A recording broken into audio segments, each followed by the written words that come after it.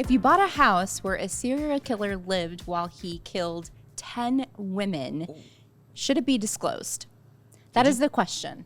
Hold on. Did you just say 10? Yes. I didn't know it So was 10.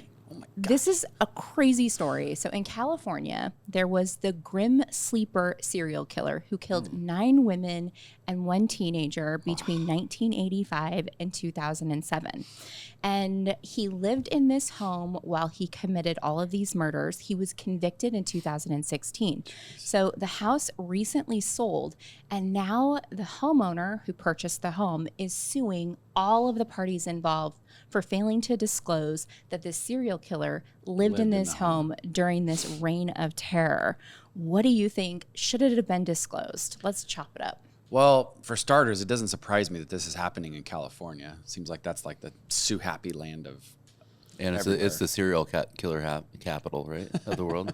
Well, let's just be real. Most of There's a the lot serial more killers people in capital. California. Yeah, there's 40 million people. So Okay. that kind of. I just initially I'm like, okay, wait. So in Arizona, what would the law state around this? Would that be material? Would it be disclosable? So, Well, if it's haunted, then yes. but would this be considered a haunting? No.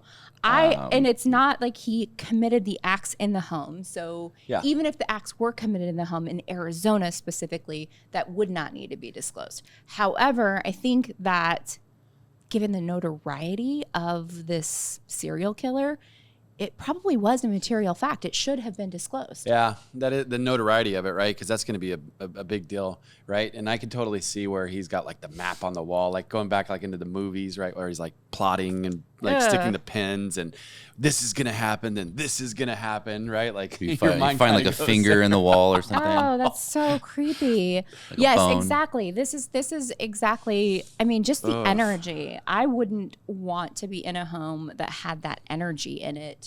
And you probably want to know if you, yeah. Yeah. But there's probably people that would want to live there. So There are some people that may find that creepos. notoriety to be exciting or interesting, and it's like a talking point. yeah. Repulsive to Right? me. Like, Like, it literally makes my skin crawl. The Amityville Horror House always has, like, when that's changed hands, it's always kind of attracted just strange people that want it. Okay, so what the plaintiff, which is the person that bought the house, now the homeowner, what they're saying is that they way overpaid for the home given the fact that the serial killer lived there. And they're also saying that as soon as they bought the home, guess who told them?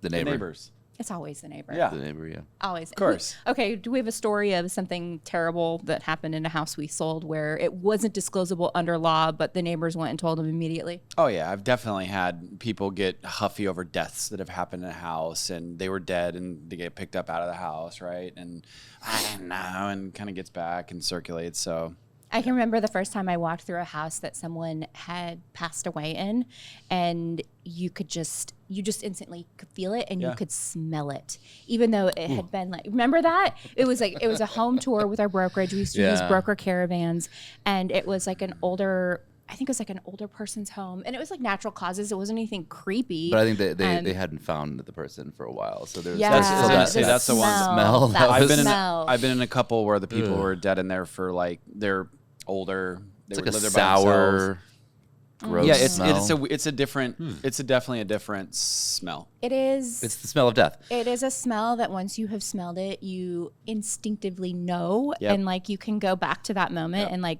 smell. Okay, so and then it's always the neighbor. So we also had sold a home where this crazy story. We've told it on the podcast before, so I won't tell it again. But it was a Hell's Angel that actually went in and assassinated someone, and we sold that home, and that is not disclosable in Arizona, so we didn't disclose it. But of course, the neighbor straight away told every buyer that showed the home what happened. And we walked in there. I remember seeing they cut out all the carpet where the guy died. Yeah, not like in the shape of a person. No, not in the shape it of a was person. like in That a you could big tell were rectangle. Yeah. But then you saw like the bullet holes in like the walls and the casings. Yeah, I and got stuff. stuck in the door jams. Yeah. Yeah. So this is kind of weird. But yeah, what do you guys think? Should it have been disclosed? Yes or no? I think personally, no. I could see why that wasn't disclosed in that scenario. Wow, you are like.